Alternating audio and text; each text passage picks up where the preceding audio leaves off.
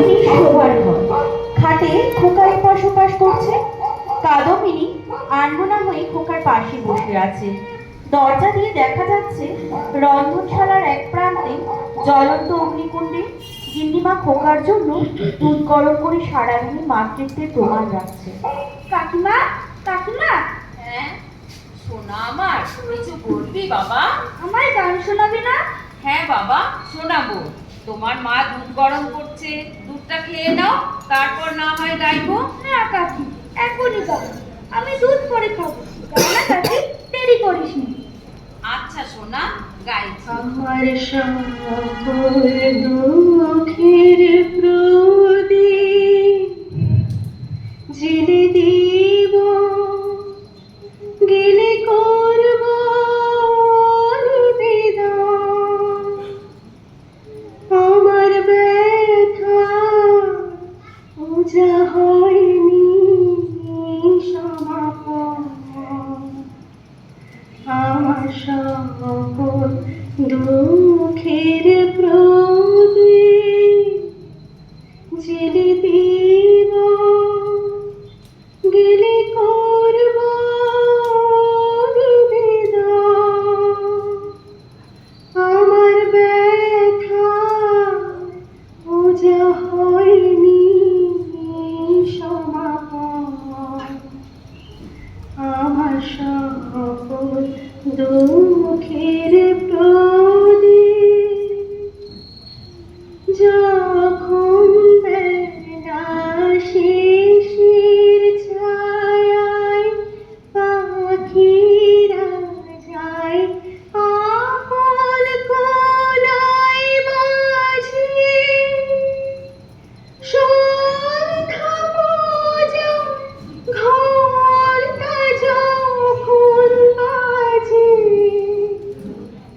যখন বেলা শিশির ছায়ায় পাখিরা যায় আপন কোলায় মাঝি।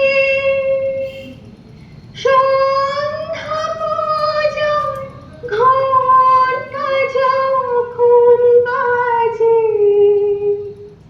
তখন আপন শেষে খাটে জানবে জীবন।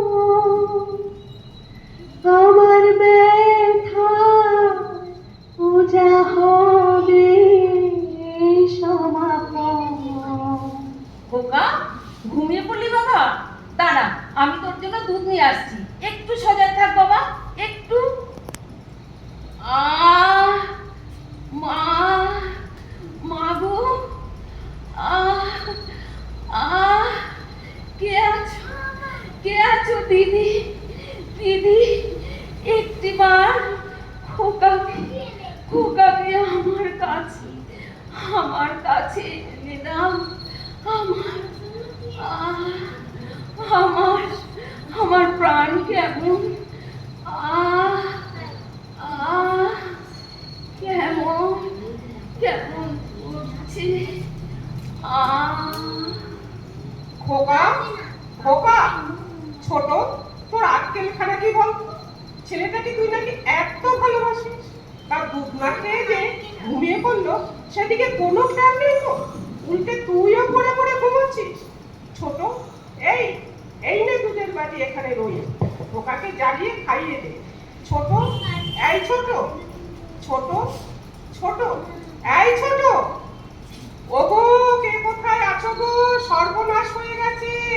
ছোট, ও গিন্নিমা, গিন্নিমা, কি হয়েছে?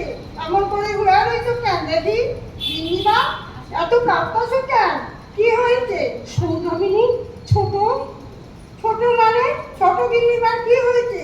এমন করে ঘুরে রয়েছে কেন দেখি? না না সৌদামিনী যাস না, ছোট মনে হয় আর নেই। কি কর?